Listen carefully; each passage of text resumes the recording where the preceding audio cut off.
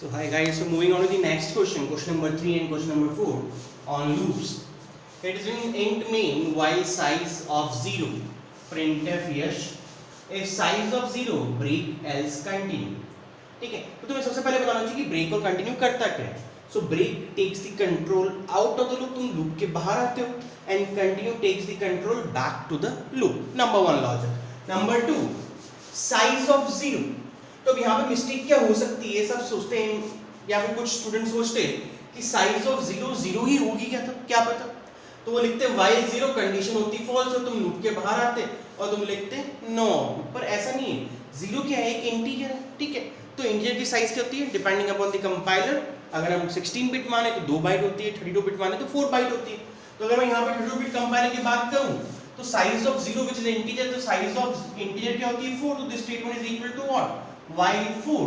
or you know that all positive all negative numbers are true, only 0 is false. ठीक है, 0 के अलावा सब कुछ ट्रू है.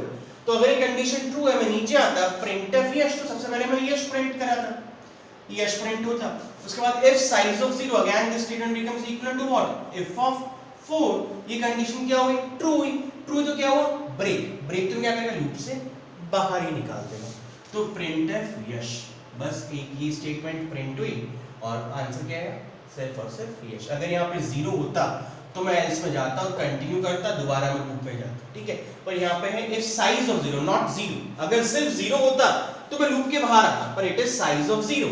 So which is telling what is the size of integer? Size of integer is of what, 4 byte. So this statement is if of 4 condition is true, so break, you will come out of the loop, right?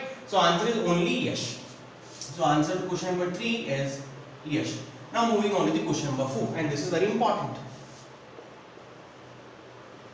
right? 95% students got this wrong. ठीक है, int I is equal to -1. Now do while I की value कितनी है, -1. तो tell me whether this -1 जो condition है that is true or false.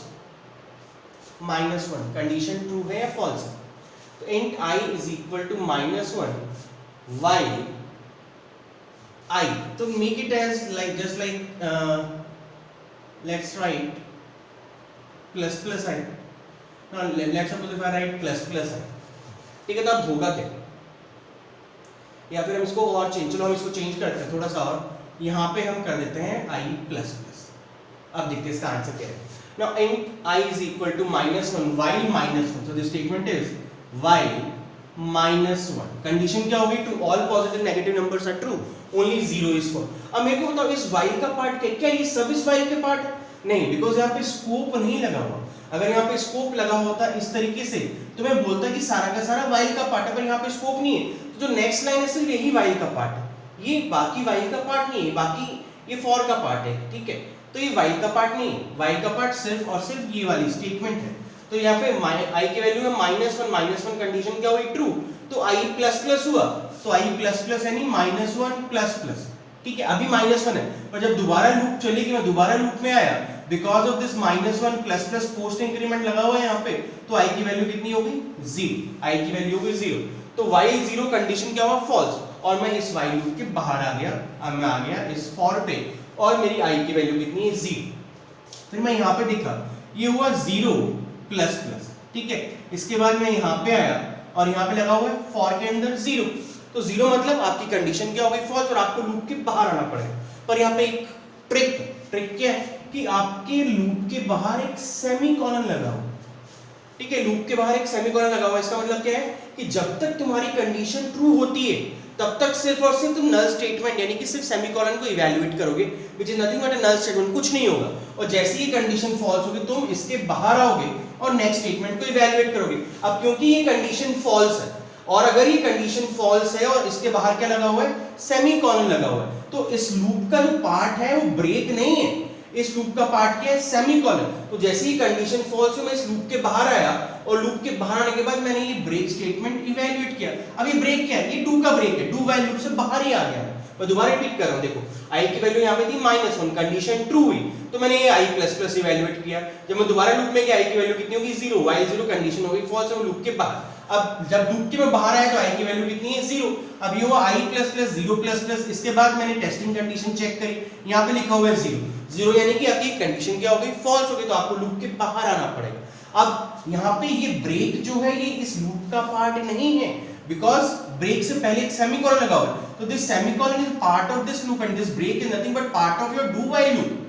ठीक है, बहुत इंपॉर्टेंट कंसेप्ट है, बिकॉज फॉर के बाद लगा हुआ है सेमीकोलन। तो जैसे ही कंडीशन फॉल्स हुई, मैं इस लूप के पार्ट के बाहर आया, लूप का पार्ट तो सेमीकोलन था, तो ये तो इवैल्यूएट नहीं हुआ, मैं लूप के बाहर आया और ब्रेक स्टेटमेंट इवैल्यूएट हुई। ब्रेक मतलब मैं इस डू व्हाइल लूप के बाहर ही आ गया और मैंने इस i की वैल्यू को प्रिंट किया, बिकॉज सिर्फ ये वाला i इवैल्यूएट हुआ था, ये वाला i तो इवैल्यूएट ही नहीं हुआ, तो ये हुआ i प्लस प्लस हुआ, तो ये 0 प्लस प्लस था, तो जब इस i पे है तो वैल्यू आई सिर्फ और सिर्फ 1, ये while लूप चला ही नहीं दोबारा।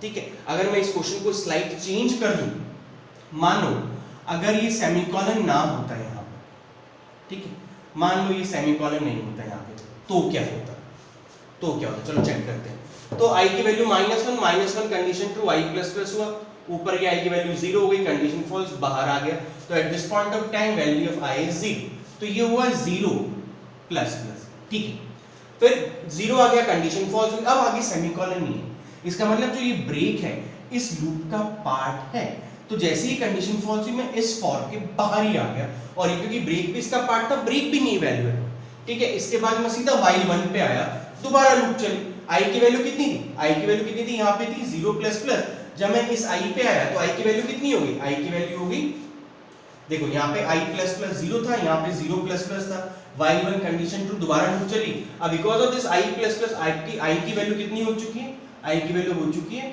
1।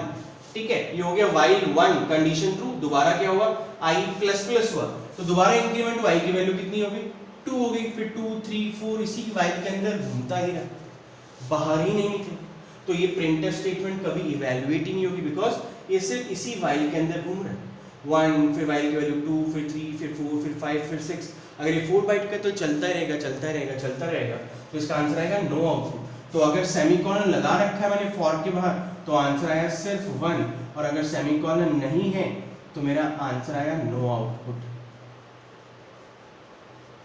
ठीक है, राइट गाइस, तो फॉर के बाद सेमीकोलन को चेक कर लिया करो, बहुत इंपॉर्टेंट है, right. Thank you so much, take care, bye.